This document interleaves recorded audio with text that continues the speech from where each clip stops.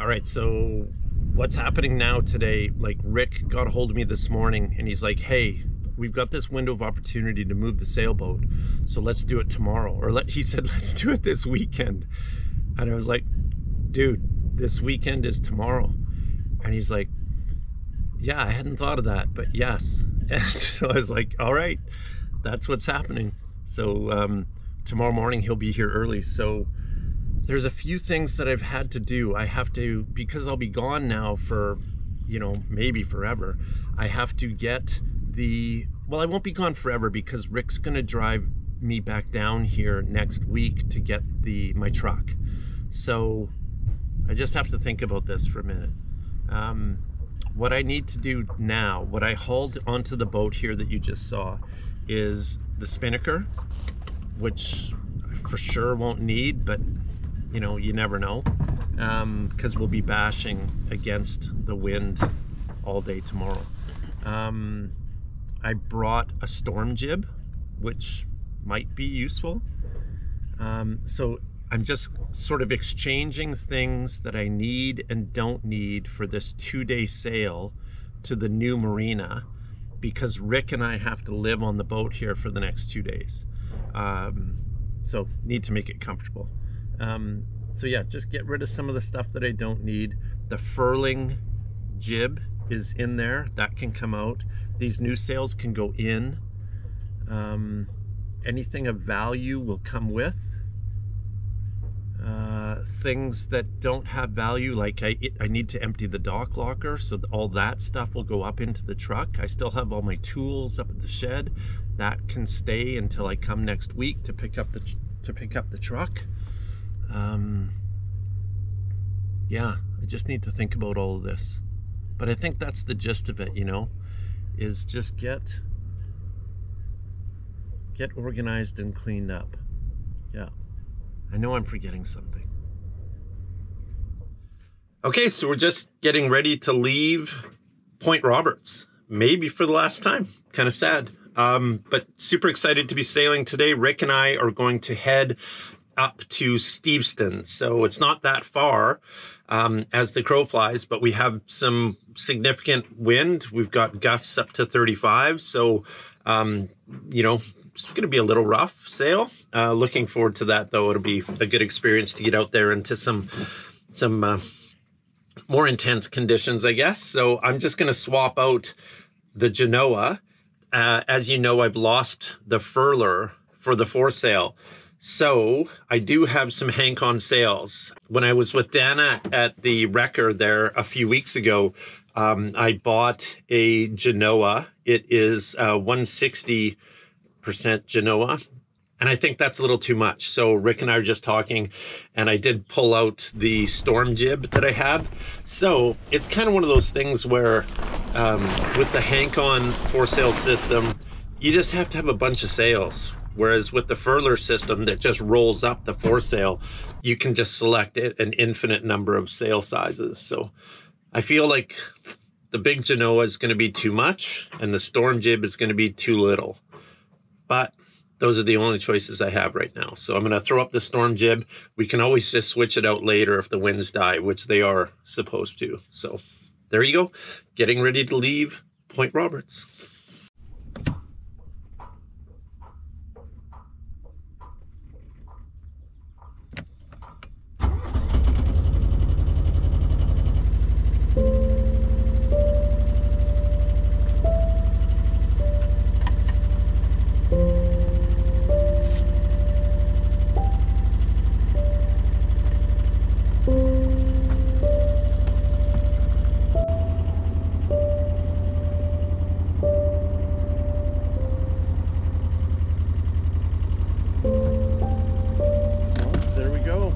Maybe the last time that this boat sees that dock. It's been there for decades and a lot of shit went down on that dock.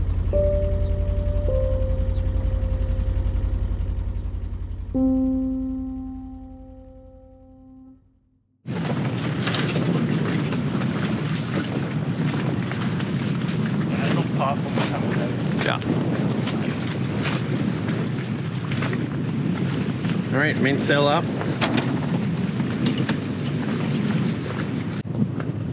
talking to Rick about how it feels so good to just be sailing somewhere, you know, to a destination. And, you know, going out sailing and practicing sailing, practicing tacking and whatnot is fun. It's awesome.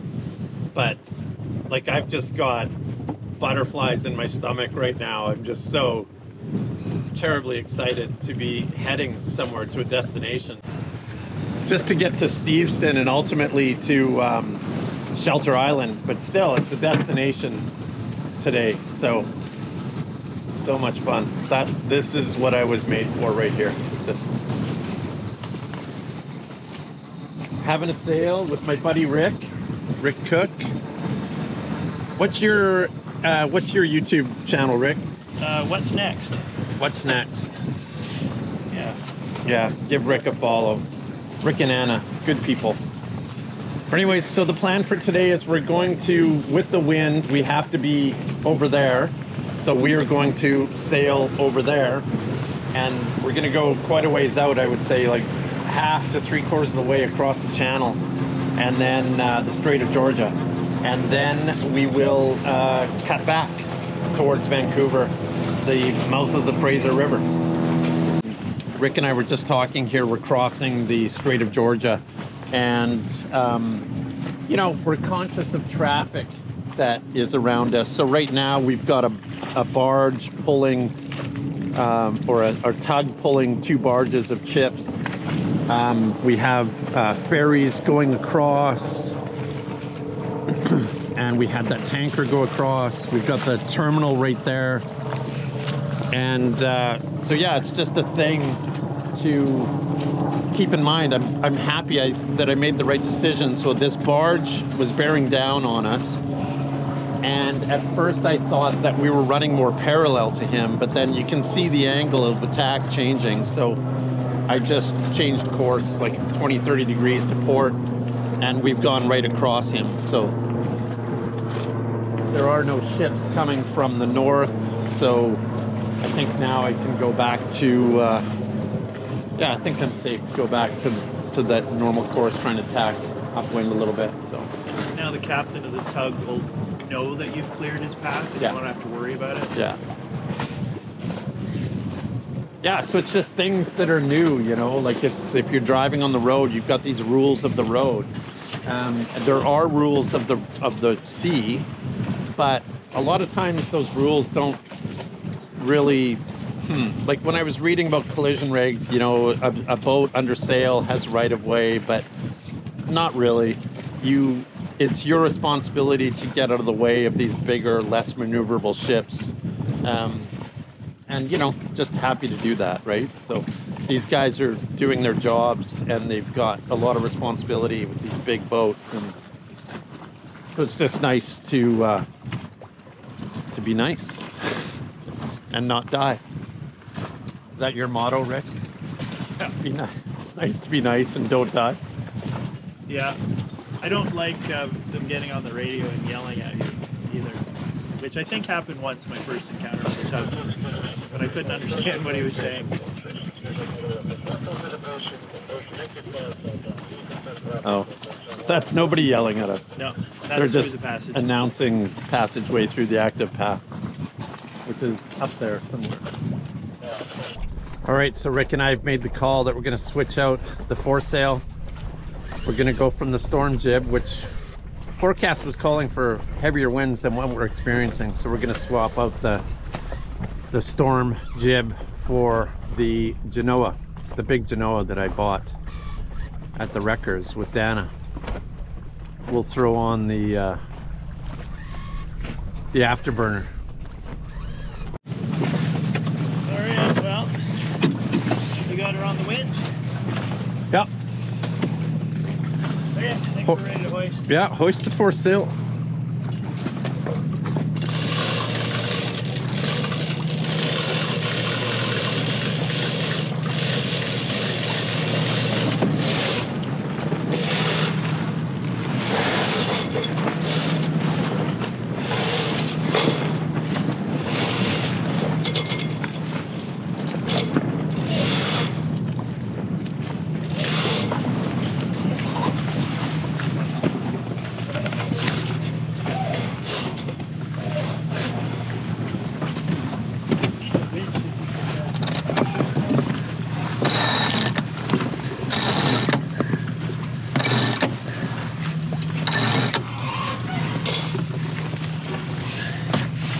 that locked in? Can I have the winch handle? It's in the port locker.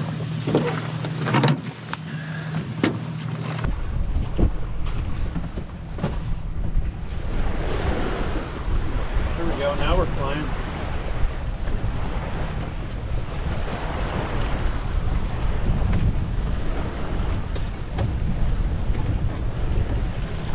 Rick and I just headed across Strait of Georgia. We just, when we started, the winds were up, and I put the storm jib up, and which is just a small foresail. And then Rick and I were just kind of getting bored, trucking along here, and we both looked at each other and kind of went, I think we need to put the Genoa up. So we got the Genoa up, and now we're flying. Now we're cruising fast, so we're like, yeah, halfway across the strait. We're gonna get across most of the way and then tack back in that direction over there, right? So that's the plan. Rick, are you having fun, Rick? That's the loose plan, but they always change. I'm sailing, of course I'm having fun. This is awesome. Something floating in the water up ahead there.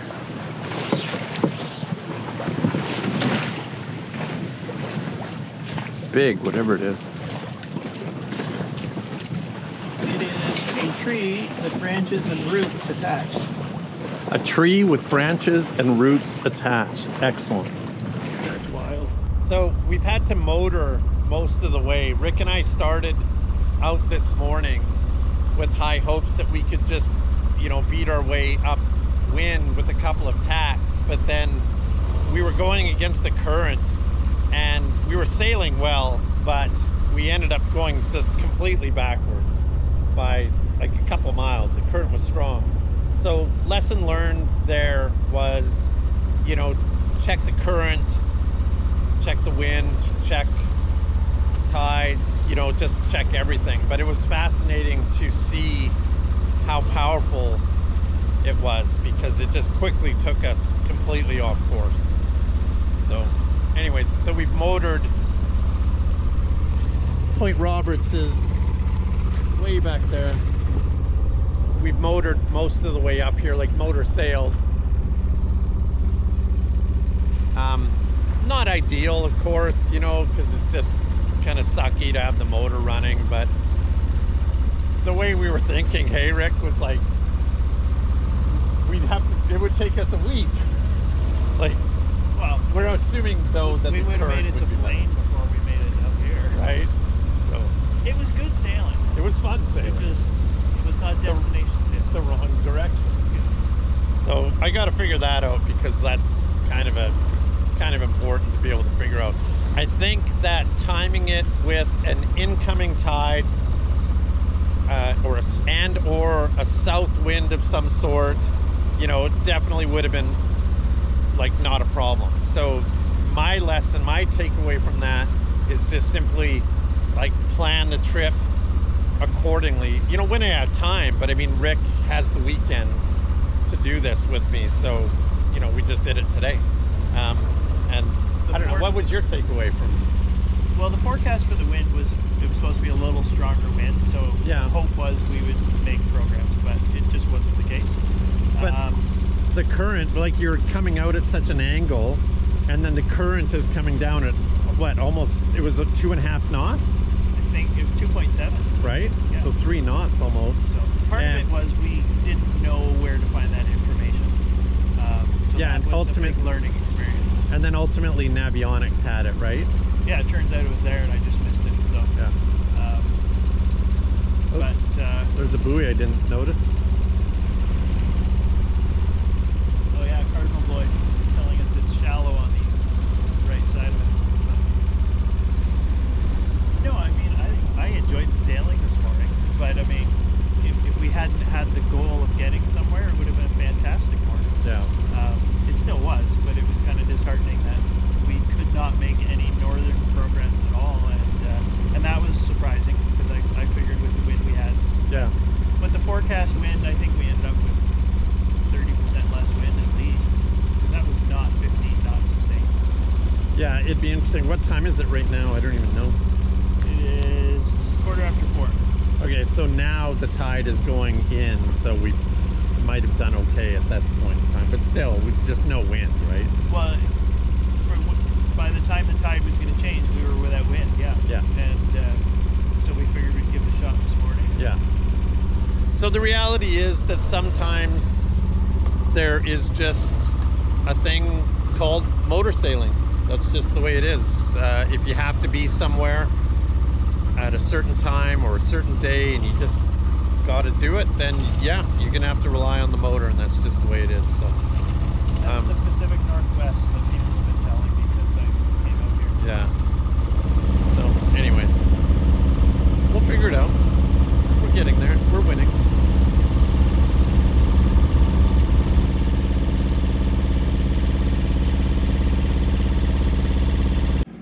All right, so we just cleared customs back into Canada. Thanks, Rick. That's easy. That's different, easy on a boat. You just call the number. They ask you a bunch of questions and take information like your passport information, your boat registry, and things like that. So yeah, pretty simple. That was the first time I've ever cleared customs on the boat. So now we're at the customs dock in Steveston. So now we're just going to swing over to the other side here, which is the guest dock, where we have up to 5 days of free moorage, which is interesting. So anyways, we're going to make that move now.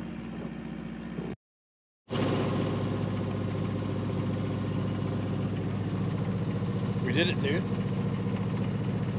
Success. Not quite how we planned it, but that's boating. We made it. Oh, that's a tough squeeze in there. We have to get in there somewhere. Oh my goodness, this is just so foreign to me.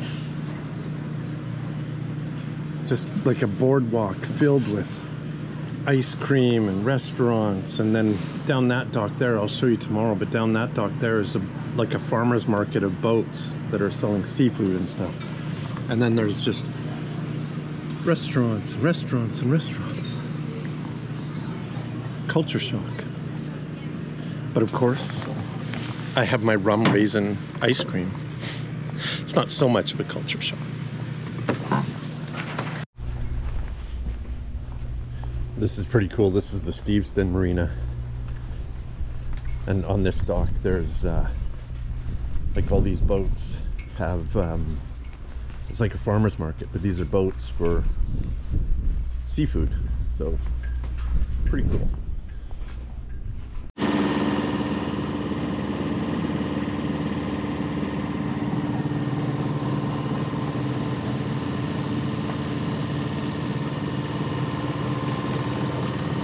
We're motoring up the Fraser River right now. We're trying to get to Shelter Island, and so we had to wait till about 5 o'clock to hit the tide coming up the river so that we weren't battling the current of the river as much. So it's 20 after 6 now. Yeah, but by the time we fueled up, we didn't get out till when? I didn't pay attention. I'd say we're just over an hour, I think, underway. And so we were doing, what, 3 knots with just the motor up the river with a little bit of a current coming in. So yeah, we just dumped the head sail out. And now we're up to what? 3.7 to 4, coming to bounce her out a bit, but Yeah, so we almost... yeah, we're back up to 4. Not quite, we didn't double our speed, but we were up over a knot faster with that head sail, so.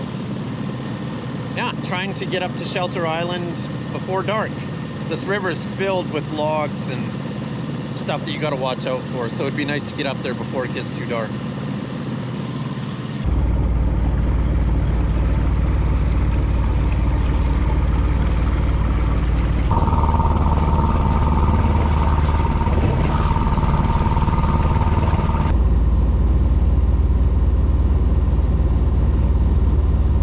Made it.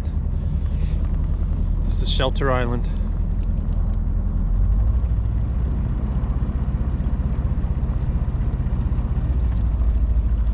I'm gonna let Rick take it in this first time, but I just want to watch what he does. It's really tight. There's a multi-million-dollar sailboat right there. And then we have to go in there and then do like a 90-degree turn back in there. So I'm just kind of watching Rick and seeing what he does. He's kind of teaching me this the first time. But I kind of get it. You just have to watch for the current. And right now we're at slack tide, high tide, slack tide. So there is really no current to speak of. So yeah, cool. We made it. My stress level is a lot lower now. I was so stressed that the boat wouldn't make it or the motor would cave, but it's running like a top. So really happy, really happy. Oh no, I just had a problem. My back stay just sort of snapped and hit me in the back of the head. And these are gnarly waves coming out of the river here. The current and the wind are meeting. I seem to have picked the wrong line because there's a definite wave or a definite line of waves that I see. I got too far to the right of the channel, trying to let this trawler go past, and whoo!